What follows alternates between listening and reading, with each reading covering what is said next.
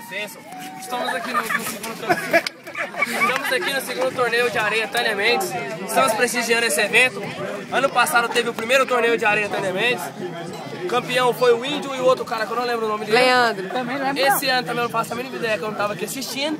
Leandro e Índio também. Estamos aqui desde as 9 horas da manhã, enchendo o saco desse povo.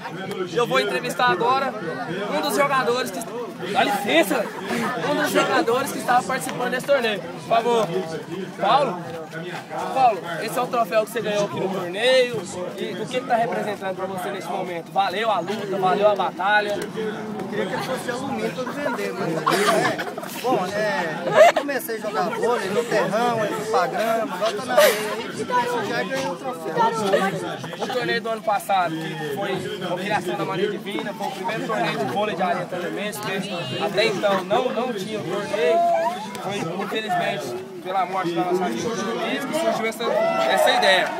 O torneio do ano passado, você chegou a participar, veio prestigiar, só assistir, ou agora que você está sabendo pela divulgação do segundo, do primeiro, você não... O torneio de vôlei do ano passado eu fiz vários gols, eu vim participar e tal. E por isso que eu voltei nesse ano, eu acho que eu tenho os gols que eu fiz, eu fui artilheiro, eu voltei para disputar esse vôlei de areia.